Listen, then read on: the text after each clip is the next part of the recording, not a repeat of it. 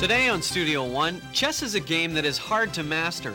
One player has had a lot of success at the game, but was recently challenged by someone unexpected. Also, many first haircuts came from the place with the spinning red and white pole. Today we'll spend a day in the life of a genuine barber. And the news team will tell us why some charities are hurting this holiday season. From the University of North Dakota, with Monty Cashel and Ivy Arneson, this is Studio One. Hello everyone and welcome to Studio One. Yes, thank you for joining us today. Well, as you can see, we have our set all decorated for Christmas already. We're getting in the holiday spirit. Have you decorated your place at all? I haven't yet. I'm still trying to get over Thanksgiving, so there's maybe some in a people couple that, days. you know, right after Thanksgiving, they put everything up and Yep. they get ready. Others like to wait a little bit, and that's okay too. We've got a great show for you coming up. Ketamine is a drug that a veterinarian usually gives your pet. We'll tell you how this drug could wind up in your drink. Also, the Great Wall in China is one of the many wonders of the world. We'll meet two people who got a unique opportunity to visit there. But first, today's news with Leanna Anderson. Thanks, Monty and Ivy. The first American casualty in the war against terrorism is being remembered today. The flag over the CIA headquarters in Langley, Virginia is lowered to half-staff in honor of Mike Spann. CIA Director George Tenet praised Spann as an American hero who showed passion for his country. Spann was killed at a compound near the northern Afghan city of Mazar-e-Sharif by Taliban prisoners. U.S. officials say Spann was visiting the prison to gather intelligence about Taliban intentions and whereabouts. Spann's father says he blames Osama bin Laden for his son's death. Meanwhile, Attorney General John Ashcroft announced a new plan to gather intelligence on terrorism. The plan would encourage international citizens living in the U.S. or abroad to come forward with information. The immigrant would then be offered a visa to stay in the United States. With the holidays approaching, many Americans are planning to travel but don't want to fly. As a way to avoid the airlines, a lot of people are driving RVs.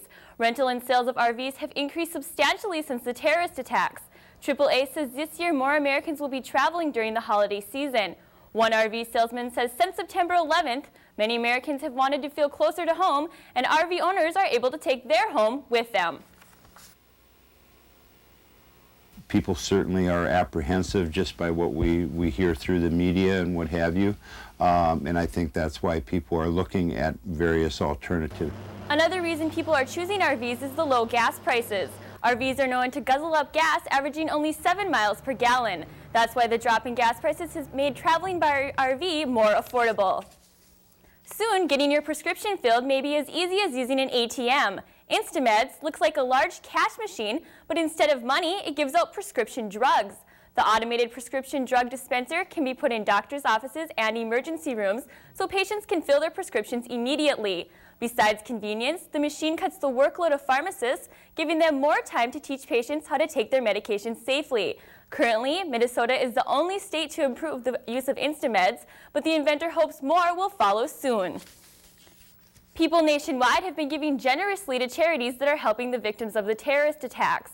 But some wonder if there will be enough dollars for charities that are raising money for local activities. In Grand Forks, North Dakota, the Salvation Army has been struggling. Since many have already given to funds for New York, there is not enough money left over for the local chapters. The Grand Forks Salvation Army is not alone.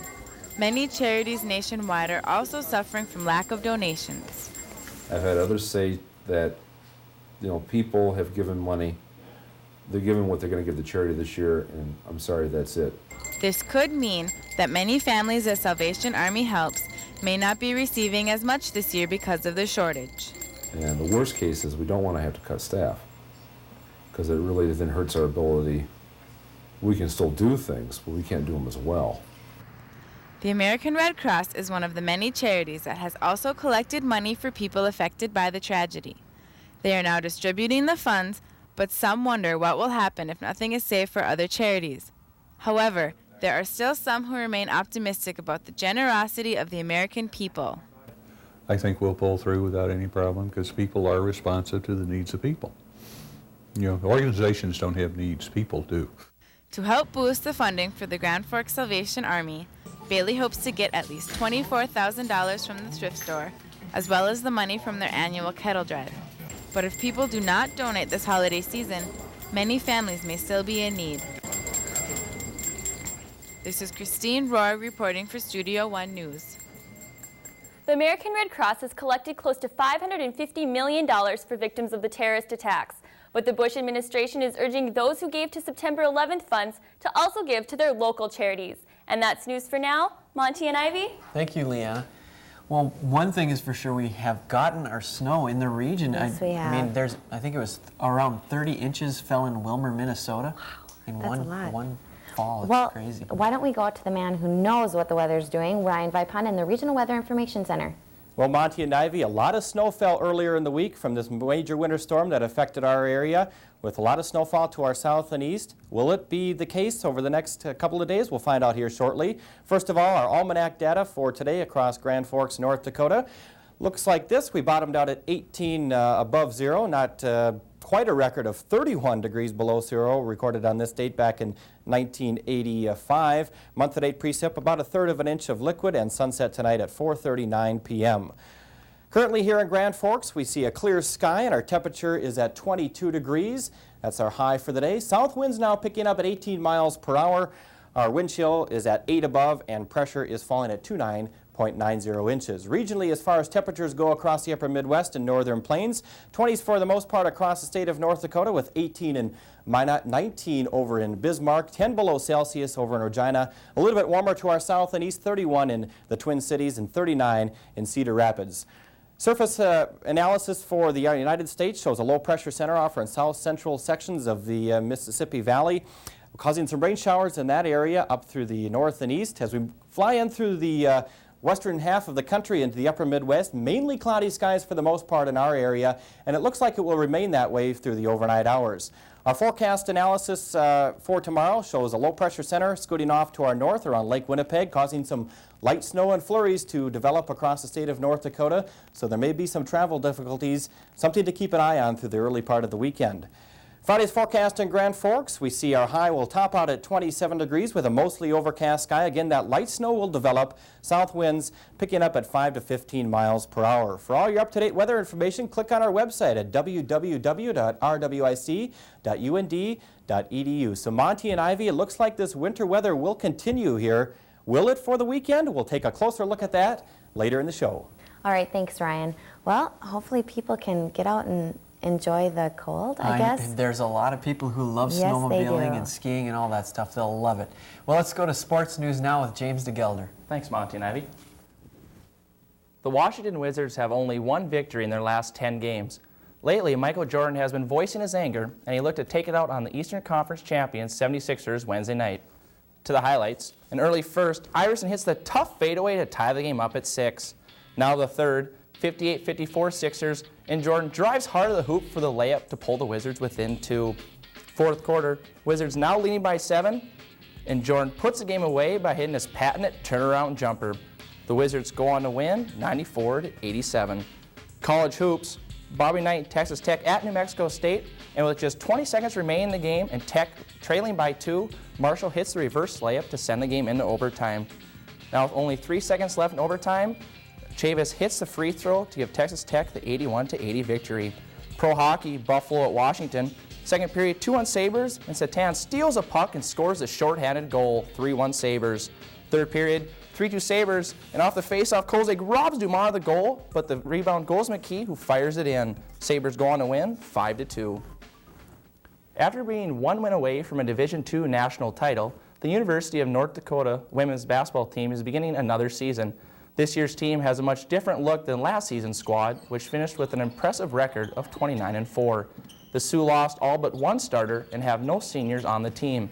Although the team is young, the head coach for the Fighting Sioux believes that his team has players who will step up and lead the way. We're the defending conference champs, and everybody's going to want to, knock us out. So it's just a matter of us stepping up and believing that we can do it, and going out and playing, that caliber of basketball. In the USA Today ESPN WBCA Division II preseason coaches poll, the Sioux are ranked second in the nation, just behind Cal Poly Pomona. It's now time for the Studio One Sports Trivia question. And this week's question is, the record number of consecutive wins by any basketball team is? There's some tough choices there, and we'll have the answer and more sports in the second half of the show. Monty and Ivy? Thanks a lot, James. Well, long hours of painstaking carving and cutting take patience. We'll see how one hobbyist transforms pieces of wood into pieces of art. And as the holidays approach, remember to hold on to your glass. There may be more in your drink than you realize. We'll talk about that next on Studio One.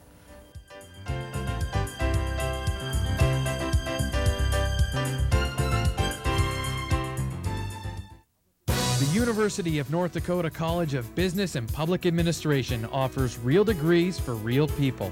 Our nationally recognized faculty can help you earn a master's degree in business through evening classes. Taking these evening classes were very convenient for me, and that's how I was able to complete the program. We offer degrees for people who work, raise families, and lead busy lives. The UND College of Business and Public Administration, real degrees for real people. Let the University of North Dakota become your strategic partner by providing your business with skills to enhance your workforce retention and productivity efforts. The UND Office of Workforce Development has extensive experience in conducting employee satisfaction research, workforce needs assessments, and the development of customized training materials. Call us for further information. Workforce Development, a service of the Division of Continuing Education at the University of North Dakota.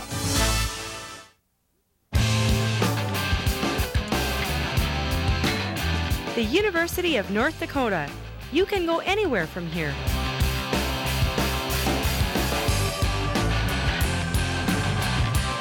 At UND, you'll find a challenging, exciting community that draws students from across the nation and around the world.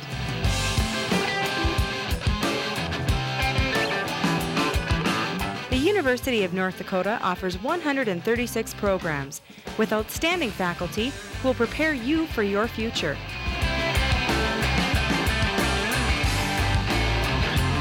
UND, an affordable, high-quality education that's nationally ranked.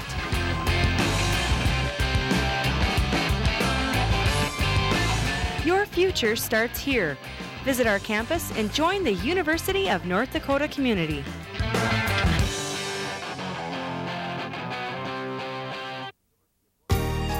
You're watching Studio One from the University of North Dakota in Grand Forks. Feeling the effects of drinking alcohol can be more complicated than you think. Certain drugs, including alcohol, may be used to help in committing crimes. Laura Nash Frisch helps people who find out about date rape drugs the hard way. Well, thank you for coming on the show today. In your job, you're a violence intervention advocate. Tell us what that is and what you do. Well, I assist victims of domestic violence, sexual assault, and situations like this with date rape drugs and things like that. We do counseling, crisis intervention, court advocacy, things like that. Okay, and you work in the Grand Forks area, and it's a community of about 48,000 people. Mm-hmm. What kinds of sexual assaults happen in this type of a community? Well, the perception out there is that stranger rapes are the most common, where someone's grabbed in a dark alley. But in reality, the majority of rapes are acquaintance rapes. And nationally, the statistic is about 60 to 80% are acquaintance rapes, raped by someone that you know. In the North Dakota, the statistic is actually a little higher. It's 85% know their assailant. And so maybe because of the rural state or otherwise, victims tend to know their assailant. So it's not always that dark figure in the alley. No, that unfortunately, it's much closer to home often. Okay. Now we've heard the term date drug before, used in different ways. What are some common date drugs that we might not know of? One thing that people don't always realize is that alcohol is the #1 date rape drug. Alcohol is used, especially in looking at the college population, in over 50% of the rapes that happen, so by victims and assailants both. But some of the other things that you might think of, Rohypnol is probably the most common and most talked about. There's also a drug called GHB, and that was a drug used by bodybuilders in the late 70s. It's now can only be prescribed by a doctor, but that's also used. It's a central nervous system depressant. There's also a drug called ketamine that is used by veterinarians, most commonly with cats. and that's another drug. It's used as an anesthetic for animal surgeries. And then there's a whole group of anti-anxiety medications, benzodiazepines, that things like Valium, Ativan, Xanax, that are used for sleep aids and to prevent anxiety, that are being used. They're seeing more and more being used in the date rape drug scene. Are they all used mostly in the same way, where they basically, I assume that they make people groggy or tired? That's probably one of the most common effects, is tiredness, drowsiness, or complete blackouts. Also lack of motor coordination, like imbalance. Most of the time, though, a person who has ingested a date rape drug is going to look a lot like they're intoxicated. So if they are also consuming alcohol and they have a friend with them at a party, their friends may not pick up on that they've ingested a date rape drug. They might just think that they're intoxicated. So how are these things used to commit sexual assault? The most common way is to be slipped into a drink of some kind. Many times that drink is alcohol, but it can be dissolved into just about any drink. Sometimes in cases where the person is taking recreational drugs, and these drugs are also used for recreational purposes, someone could ingest it but not know the effect of it, so they might think that they're taking some kind of recreational drug. Most of the time, though, in a date rape situation, it's slipped to the victim unknowingly. I guess is there a particular age group that this happens a lot to, and is there a specific scenario that usually these kinds of sexual assaults happen in? It seems to be a lot around the college population, where drinking and parties and those kinds of things are the most common. So that's kind of the age range. As far as scenarios, it's often used at parties. It can be put into the punch at a party. It could be slipped into a drink at a bar. Those are probably the most common scenarios that we'd see. Okay. Now, you talked a little bit about the short-term effects, people feeling groggy and maybe almost like they're drunk with alcohol. Mm-hmm. What about some long-term effects? Are there any of those? Well, because these are used by people that are not physicians, the chance of an overdose is greatly increased, and so there are also effects like slowing of the heart rate, coma, blackouts, and death. So it can be very serious. Yeah, serious stuff. Well, what can someone do to avoid this type of a situation? What are some tips maybe for people to protect themselves? Well, probably the biggest thing we talk about is watching your drink when you are at a bar, when you are at a restaurant, when you are at a party, holding on to your drink, drinking drinks that you can put a cap back on and carry around with you, so that, if you have a cup or something, someone doesn't slip it in. Also, buddying up with a friend so that your friends are watching out for you, that you're not being led off by someone that you don't know well, or things like that. And just generally being very cautious about people that you don't know well, and unfortunately maybe some people that you do know well, but just being careful about what kind of situations you're in. Yeah. Well, thank you very much for giving us these tips and talking about this serious subject with us today, Laura. All right. Thanks. It's good to be here. Coming up, Canadian shoppers are important to businesses that operate near the U.S.-Canada border. The news team will tell us why it has been harder for Canadians to buy American. But first, we're going to visit a familiar place to many people. Forget the salon experience and get ready for a good old-fashioned haircut.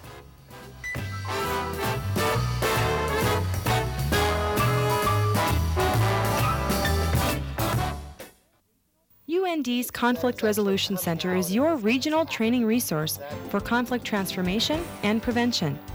Conflict is inevitable in the business world. Your ability to manage it is key to your success. That's where we can help. We provide on-site training, mediation, and facilitation services customized for your organization. The UND Conflict Resolution Center, capturing the positive energy of conflict and transforming it into human potential. Why should I go to the University of North Dakota School of Engineering and Mines? Is it the small class sizes and personal attention I'll get from the faculty and staff? Is it the hands-on student projects my friends and I will work on? is the professional internship programs that'll help me prepare for my future career. Maybe I just want to be a part of something amazing. Find out for yourself what makes the UND School of Engineering and Mines the perfect choice for your engineering degree. Call 1-800-CALL-UND. That's 1-800-CALL-UND. The University of North Dakota has a rich history of retaining and graduating American Indian students. UND offers 26 American Indian programs, more than any other higher education institution in the U.S. The support services provided by Native American programs enhance student success. Native American programs offer tutoring, academic advising, and financial aid assistance, which makes UND a leader in Indian education. For more information, call 1-800-CALL-UND. The School of Law at the University of North Dakota. This is a unique place, a place where you can learn with some of the best technology, where you can talk to the faculty in small class settings, a place where student activity groups enhance your education, a place which offers interaction with the court system, an affordable place where you can gain all the skills you need to get a job. Take your place at the University of North Dakota School of Law. Phone 1-800-CALL-UND. Need a place to shoot the breeze, get a clean shave, and a great haircut? A barber shop is the answer. Today we spend the day in the life of a barber. The voice of Paul Harvey, the smell of aftershave, and good conversations are what Jerry Pokoshevinsky experiences on a day-to-day basis as a barber. Jerry has had a pair of scissors in his hands for over 40 years. The people I met out here from all over the country, all over the world, and just working with coaches and players, all the sports, kind of fun out here. His motivations for cutting hair came from a few places. I didn't want to go to a lot of schools, so I guess that's one of the reasons. I enjoy cutting hair, and my brother was a barber and kind of talked me into it. Jerry has cut hair for people from ages 2 through 80. He even had to go through the long hair fad. We went through the whole gamut over here. We started out with real short hair, and then it started getting long in the 60s. Jerry's easygoing nature, exceptional conversation skills, and of course, his great haircuts are what make people like hockey coach Dean Blaze a loyal customer for more than 20 years. They give me a lot of advice on coaching and hunting and fishing, everything that's important to me. So, yeah, not only are they good barbers, but they're good at shooting the breeze, too. Even first-time customers like Dan Goebel have faith that Jerry will do a remarkable job. He better, right? Yeah, I better. Loyal customer or not, Jerry is the barber that will provide not only an excellent haircut, but an experience that is a cut above the rest. With photographer Dave Llewellyn, I'm Erin Stevenson, reporting for Studio One. Jerry has been in that same shop since 1964. He says that every day is different and he looks forward to meeting new customers. The film Harry Potter and the Sorcerer's Stone is sweeping the nation by storm. Since being released 2 weeks ago, the movie has grossed over $188 million, including over $90 million in its first weekend. The character Harry Potter is played by Daniel Radcliffe. This is only Radcliffe's second film. He also starred in The Tailor of Panama earlier this year. Radcliffe's parents were worried about letting Daniel try out for the part.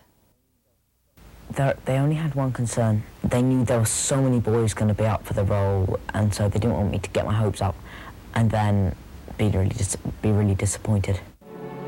Harry Potter is directed by Chris Columbus. Columbus also directed the family favorite Home Alone. He says Radcliffe was born for this role, and Daniel's stardom will most likely continue. He will be in the second Harry Potter film opening November 2002. Now time to look at the events happening in your area.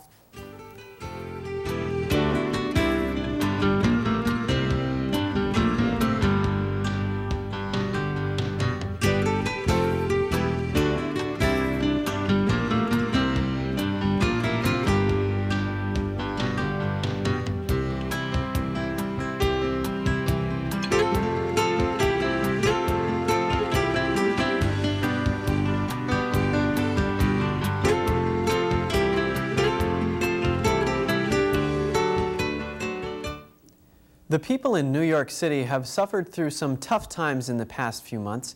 People around the nation are expressing their sympathy and support.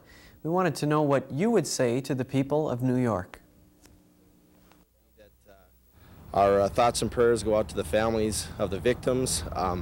It's an unfortunate way for the United States to have to come together the way it has, but that's exactly what's happened. But they just need to be thankful for what they do have left. And, you know, it's pretty bad, but it could be worse than what it is now.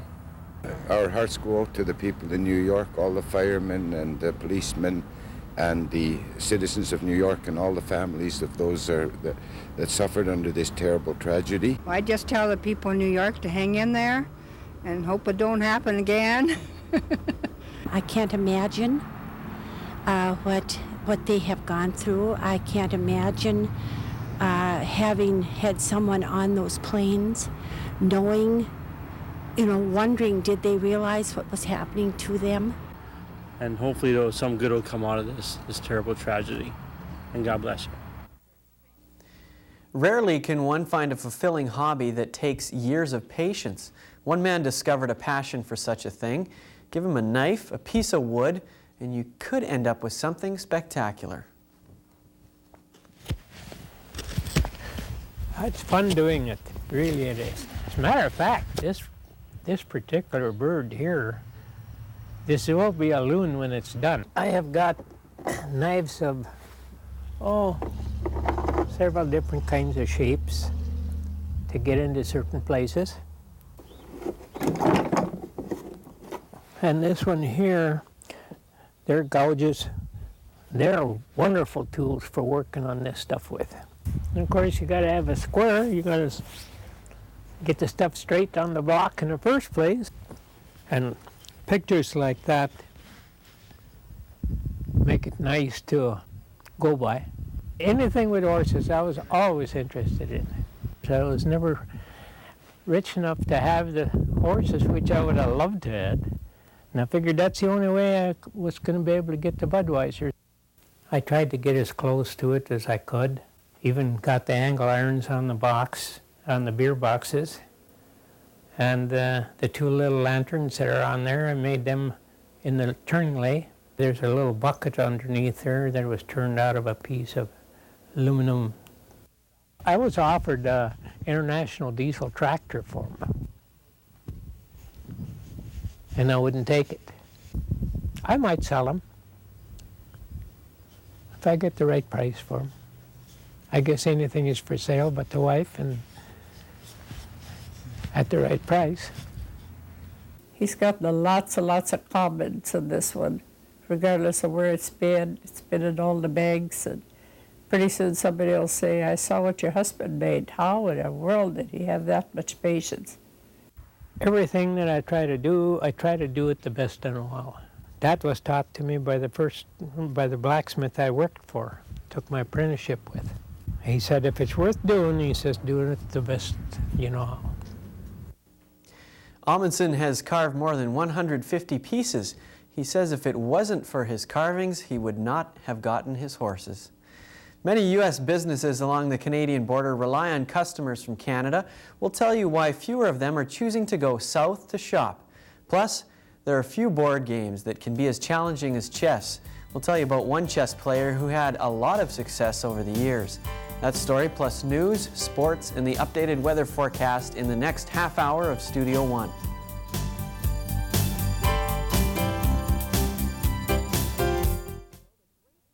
Students from any major can build a great future through the entrepreneurship programs at the College of Business and Public Administration at the University of North Dakota. It lets them meet with business people and spread their wings and do the research to see if their ideas really do work. Well, this program is for everybody. Business coincides and integrates with any major out there. Trust yourself, take action, discover the entrepreneurship programs at the UND College of Business and Public Administration. Explore the educational opportunities available through the Division of Continuing Education at the University of North Dakota. With just one phone call or a click of the mouse, you'll find high-quality programs designed for today's adults. We have a large selection of continuing education courses that are available at a time and place that's convenient for you. Discover a world of learning through the Division of Continuing Education at the University of North Dakota. future a bit cloudy? Get a brighter picture at UND Aerospace and the University of North Dakota. World-class training programs endorsed by major airlines, an extraordinary fleet of aircraft, and learning facilities second to none make UND Aerospace the largest collegiate aviation program in North America. Begin your future in the aviation industry. Explore programs in space studies or computer science. Soar into the atmospheric sciences. It's all here at UND Aerospace. What's in your future? UND Aerospace, clearly the leader in aviation education. Are you a parent looking for childcare?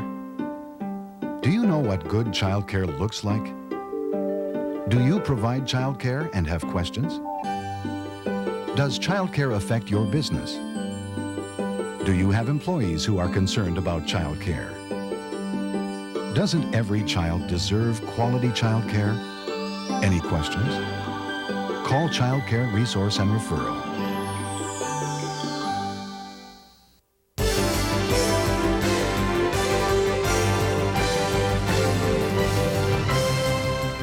You're watching Studio One from the University of North Dakota in Grand Forks.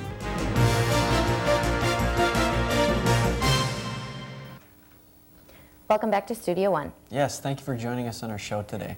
Well, Monty, over my Thanksgiving break, I got a chance to swim with some therapeutic dolphins. In North Dakota? No, in Florida, not in North okay. Dakota. What these dolphins do is they actually, a lot of people know they have sonar, which helps them, but this sonar also gives them the capability to detect any abnormalities in a body, such as bone structure. And what they do with the dolphins is they let them swim with children with special needs, and then they compensate if, like for instance, if the child had multiple sclerosis, they compensate for them and they treat them a little more gently, whereas they wouldn't treat you as gently, Monty. So the dolphins actually can tell the difference between... Yep, they can tell. It's almost like they have an x-ray of your body and they can tell. So that's why they choose the dolphins to work with these kids. Neat. Yeah. Well, that's a neat story. We have some great stuff coming up for you in the show in the next 30 minutes.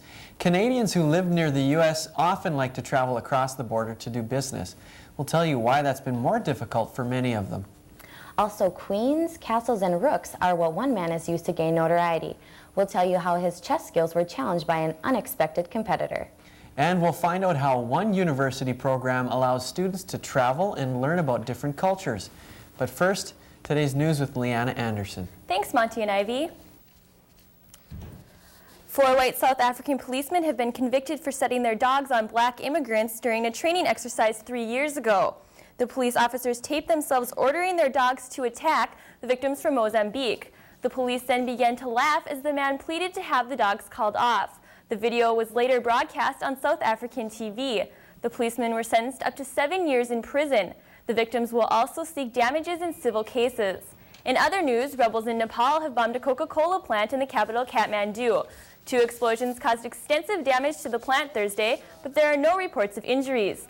This was the first attack made by the rebels since a 4-month truce with the government was broken last week.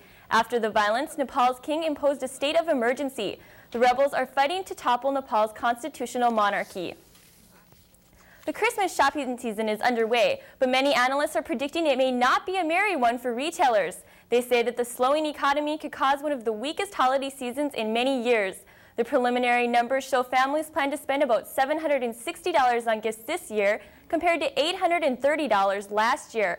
To help deal with this problem, stores like Kmart, The Gap, and JCPenney are stepping up their advertising campaigns to appeal to customers. We hyped up our advertising campaign on TV, radio, and also the preprints inserted into the newspaper.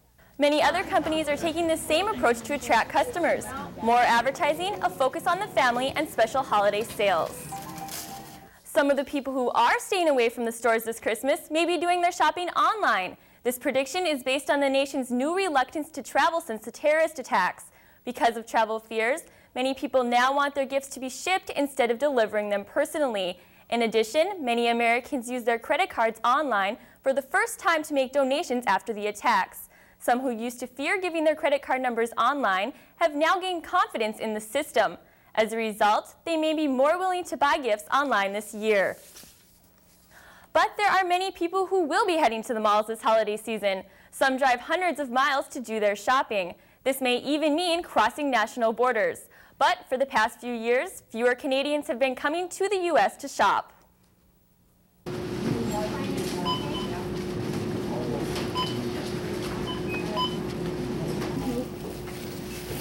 American shoppers are usually looking for deals during the holiday season, but for Canadians coming to the U.S., bargains may be hard to come by. $1 Canadian is only worth about 62 cents in the United States.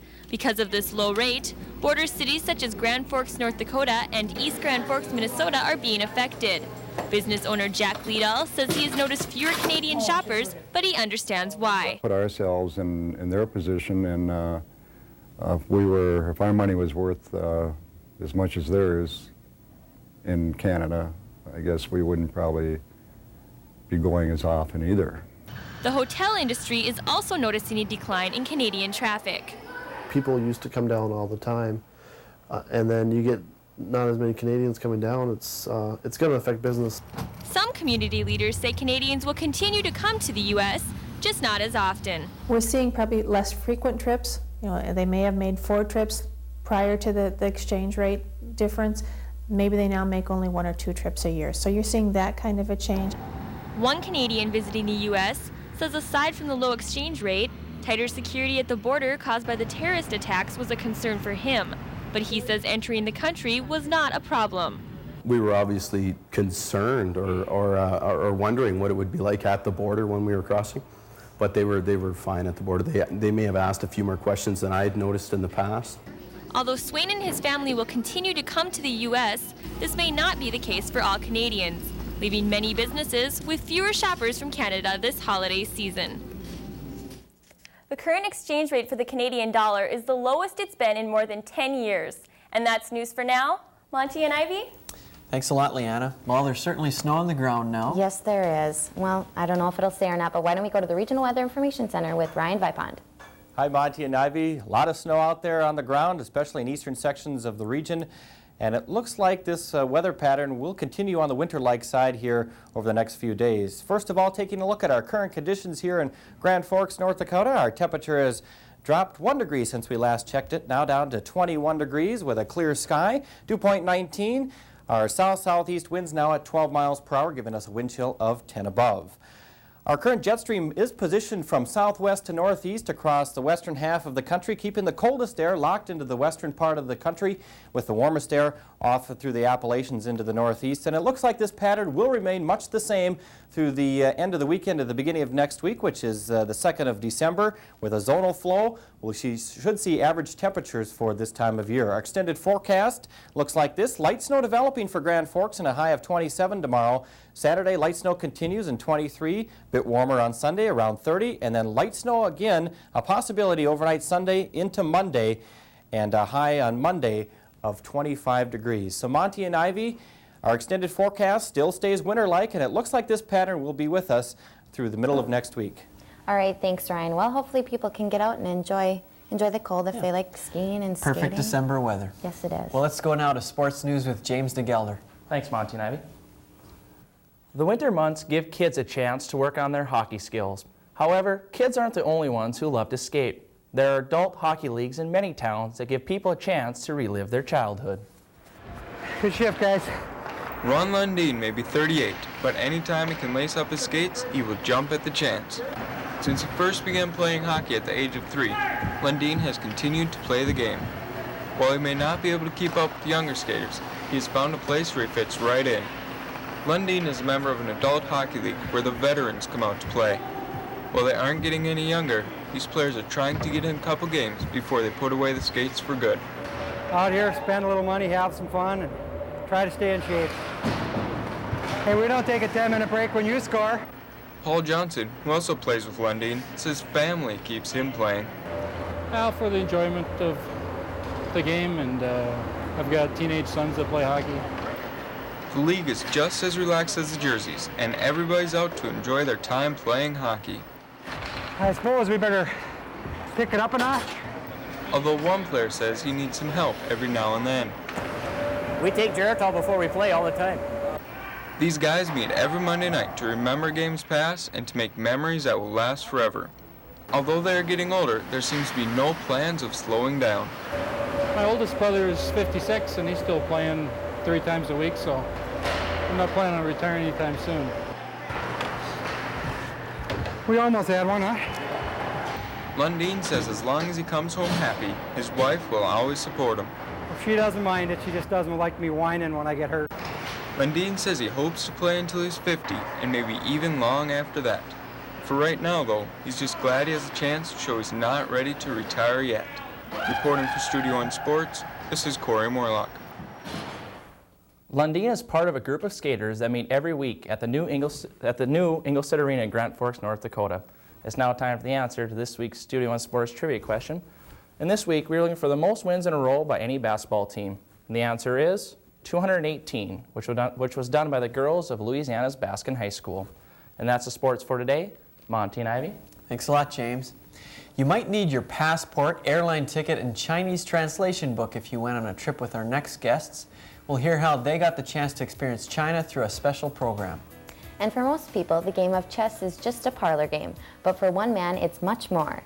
We'll tell how this chess competitor had to match his skills with someone he never imagined would challenge him.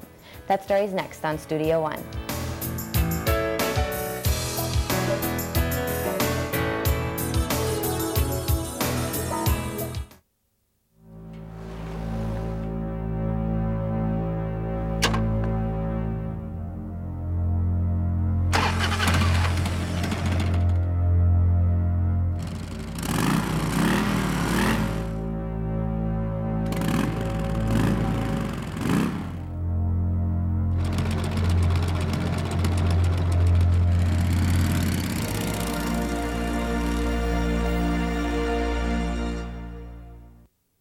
Address your workforce training needs through the Workforce Training Partnership between Lake Region State College and the University of North Dakota. Both institutions have joined together to provide training in computer applications, management and supervision, the trades, and much more. The partnership also provides customized training programs to fit the specific needs of your business or industry. For more information, contact the Workforce Training Partnership Office at Lake Region State College or the University of North Dakota. UND's Conflict Resolution Center is your regional training resource for conflict transformation and prevention. Conflict is inevitable in the business world. Your ability to manage it is key to your success. That's where we can help. We provide on-site training, mediation, and facilitation services customized for your organization. The UND Conflict Resolution Center, capturing the positive energy of conflict and transforming it into human potential. Explore the educational opportunities available through the Division of Continuing Education at the University of North Dakota. With just one phone call or a click of the mouse, you'll find high-quality programs designed for today's adults. We have a large selection of continuing education courses that are available at a time and place that's convenient for you. Discover a world of learning through the Division of Continuing Education at the University of North Dakota. You're watching Studio One, news, weather, sports, and entertainment. Chess is a game of patience, skill, and strategy. For one player from North Dakota, those characteristics help him become a tournament champion. But recently, his chess prowess was challenged by an unexpected rival. When it concerns the game of chess, you could say that Mike Saylor is the reigning king of his kingdom. He is the only player in the state of North Dakota with a master-level status, meaning he's beaten some very good players and has a knowledge of the game most others do not. He's honed his skills over the years at regional tournaments like this one and has become a player few can beat. I'm a competitor. I enjoy being able to just take somebody on, in just a game of the minds, basically. You're sort of the commander of your own army. And Mike's army has conquered many opponents over the years, including fellow chess club member Jonathan Dallin. Oh, this is probably, if you were to compare it to football, it's probably like a 90-pound weakling going against the refrigerator or something like that. My biggest strategy is I don't try to attack right away. I try to more play a positional game, try to basically play 40 really solid moves and wait for my opponent to make a mistake. Mike's expertise on the chessboard didn't come by accident. When he doesn't get the chance to play an opponent face-to-face, he finds other ways to test his skills. Anytime I really feel like playing, I can get a game. And when Mike isn't playing chess, he's often reading about it. For Mike, it's a pastime that's grown over the years. I own over 300 chess books, sort of a hobby. Mike owns books on opening moves, closing moves, and everything in between. It's that devotion to being a student of the game that helped him become the state champion of North Dakota. But for Mike, once just wasn't enough. 2001, 2000, 1999. In all, Mike has finished first in the state tournament 10 times, dominating the event for more than a decade.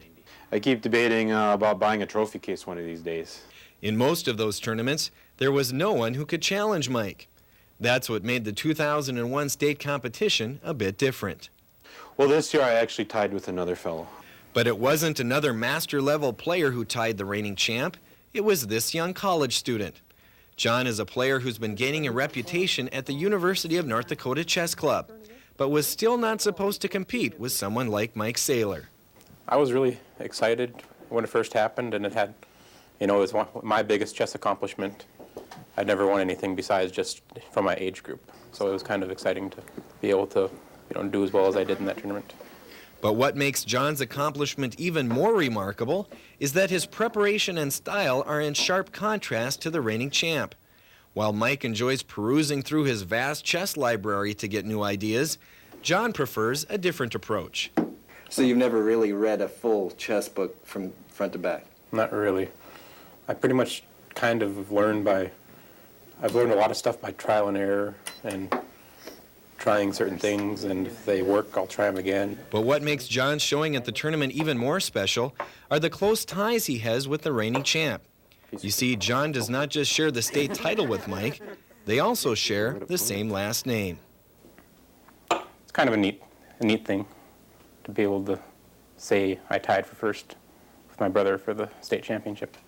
I've always wanted to be as good as him, but I know that he's put in a lot more work at it than I ever think I want to put into chess, so I'm not sure I'll ever get as good as he is. If I have to share it, I'm glad I was with him. What he did was just an excellent accomplishment that, might never be repeated. The brothers tied on points at the tournament, but the computer pairings never actually had the two playing each other. Both agree that if they had played, Mike would have won. Mike was awarded the first place trophy because he played stronger competition, and John took home the one for second place. But that hasn't stopped the younger brother from basking in the glory of his accomplishment. I've been bragging about it, yeah. He doesn't like it when I brag about it. He still thinks he got first.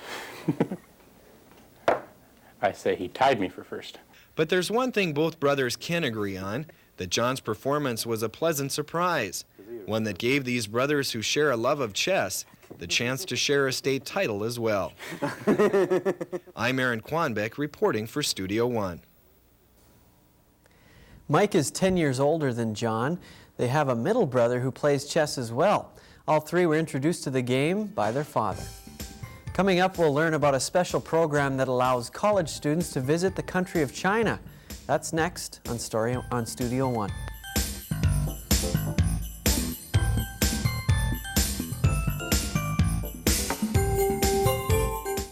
Let your job experience help you earn a degree in engineering while you continue to work. The University of North Dakota's Distance Engineering Degree Program offers the only ABET accredited undergraduate degree program at a distance. Instructors and classes are delivered to you through videotape and other technologies. Allows you to have a class whenever you like. UND Continuing Education and the School of Engineering and Mines, teaming up to bring quality education to your door. Future a bit cloudy? Get a brighter picture at UND Aerospace and the University of North Dakota. World-class training programs endorsed by major airlines, an extraordinary fleet of aircraft, and learning facilities second to none make UND Aerospace the largest collegiate aviation program in North America. Begin your future in the aviation industry. Explore programs in space studies or computer science. Soar into the atmospheric sciences. It's all here at UND Aerospace. What's in your future? UND Aerospace, clearly the leader in aviation education. The School of Law at the University of North Dakota. This is a unique place where you can learn with some of the best technology, where you can talk to the faculty in small class settings, a place where student activity groups enhance your education, a place which offers interaction with the court system, an affordable place where you can gain all the skills you need to get a job. Take your place at the University of North Dakota School of Law. Phone 1-800-CALL-UND. Why should I go to the University of North Dakota School of Engineering and Mines? Is it the small class sizes and personal attention I'll get from the faculty and staff? Is it the hands-on student projects my friends and I will work on? Is it the professional internship programs that'll help me prepare for my future career? Maybe I just want to be a part of something amazing. Find out for yourself what makes the UND School of Engineering and Mines the perfect choice for your engineering degree. Call 1-800-CALL-UND. That's 1-800-CALL-UND. The University of North Dakota College of Business has a unique program with China. It allows students to shadow businesses in that country. The director of the program, Victoria Beard, and one of the students, Jessica Klein, are here with us to tell us about this valuable experience. Thank you very much for coming on the show today. Well, first of all, Victoria, why was it important to establish this program? Well, the program initially got started about 4 years ago. I participated in a teaching program in China. The College of Business and Public Administration at UND sent me over to teach 56 Chinese students international accounting, and I loved it. And growing out of that, we just decided that this was something that was very important for UND students and faculty to bring them into the global community. And then how do the students, what do they need to do in order to get accepted to the program? Do they apply? Or? Well, the program that you're talking about is the Summer Study Abroad program, which is a 4-week program where I and another faculty member take UND students to China to study both the art, culture, and the business climate there. To apply, they need to pick up an application, fill it out, which includes a letter of reference from an academic advisor, and to write a short essay on how this will make sense in their academic career. The deadline, of course, is coming up soon. Right, and then how do the students, once they've been accepted, how do they prepare themselves? Do they need to do anything special to, I mean, they're going all the way across the country, or all the way across the world, Right. So. 12 time zones away. Yes, they do. In addition to the mechanical things of a passport and any shots or inoculations they need, they also have to enroll in a 3-credit course, Introduction to Business in China, spring semester. During that class, we really introduce them to the culture and literature and history of China, then bring in modern China and Chinese businesses. And I know a lot of college students don't have a lot of money to throw around, and is this program costly? For a 4-week program, it's really not. It's $1,800 plus tuition and airfare. And it's a very reasonable program. And then what do the students do when they arrive in China? Can you explain that? We do some touring. Sometimes part of the program is to meet the Chinese students in our affiliated university in Shanghai. They also each will have an independent project that they have prepared all spring semester to complete, and they have to accomplish that project. And Jessica, what was your project in China? I actually studied the fashion design and merchandising part of the Chinese culture. So I studied what the women and the men typically wore and exporting and importing fabrics to the United States. And this had to have been a really different experience for you. I mean, can you explain what that was like? Yeah, it was great. It was indescribable. I actually met a contact here over the internet, and when I went there, I met up with him, and he was great. He gave me a lot of good information to use. And then what have you gained from doing this, or being over there and doing this program?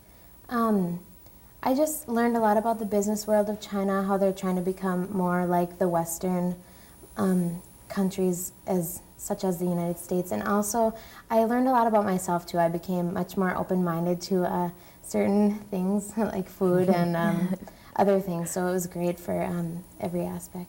And how big of a, I guess, culture shock was it for you to go over there and experience their food and do those things? I had actually never been overseas before, and Victoria prepared us a lot too, but it's never what you expected. So I ate a lot of different stuff and was in a sea of a lot of people, but it was good. I actually adapted pretty well. Good. And Victoria, do you see a change in the students from the time before to the time when they come back? Oh yes, complete change, improvement for the better. And generally within 2 years of going, about 1/3 actually end up back in China. they kind of catch the fever. All right. Well, then where do you expect your program to go from here? I mean, you've been taking these trips for what, 2 years now? Mm-hmm. And where do you plan to go with this? Well, we actually have 4 components to the program. The summer study abroad is one. We are in the process of introducing a Chinese studies minor in the College of Business, and we expect to have that approved by the end of spring semester. We have introduced Chinese language as one of the course offerings at UND. And for faculty development, we send our business faculty to our sister university in Shanghai to teach Chinese students. And we have sent 6 College of Business faculty over. So we're trying to enrich the entire academic community from faculty development through student career. And then how many people have actually gone through your program? 25. 25 people. Wow. Well, that's great. And then are they mainly business majors? You do not have to be a business major. It's coming out of the College of Business because to be a part of the global community in business, you should have some international experience. But I would say about half of our students are business majors, the other half from all over the campus. Well, that's great. Well, thank you very much both for coming on the show today, and I hope your program continues to thrive. Thank you. All right. You're watching Studio One from the University of North Dakota, and we'll be right back after this.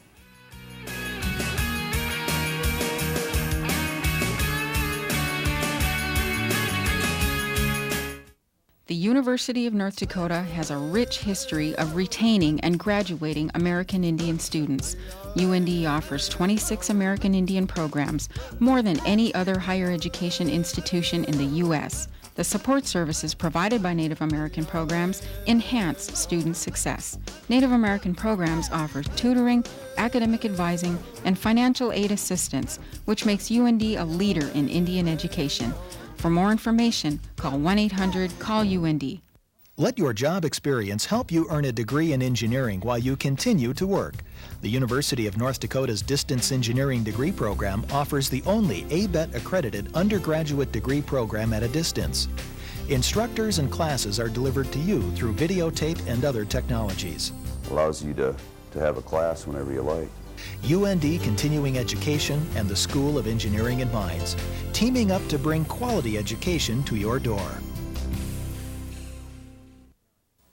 Are you a parent looking for childcare? Do you know what good childcare looks like? Do you provide childcare and have questions? Does childcare affect your business? Do you have employees who are concerned about childcare? Doesn't every child deserve quality childcare? Any questions? Call Child Care Resource and Referral. Voller Insurance partners with you in protecting what matters most. For more than 50 years, Voller has built its reputation on its people, its clients, and a commitment to VIP service.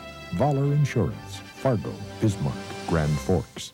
Voller Insurance understands that the strength of its people is its greatest asset. People that tailor insurance protection that meets your needs. That's the key to VIP service. Voller Insurance, Fargo, Bismarck, Grand Forks. Tune in next week on Studio One. We'll watch grown men get dirty as they play in the mud just for fun. That and much more next week on Studio One. Thanks a lot for joining us today. If it is snowing in your area, be careful on those slippery roads when you're out going Christmas shopping. From all of us here at Studio One, have a great week.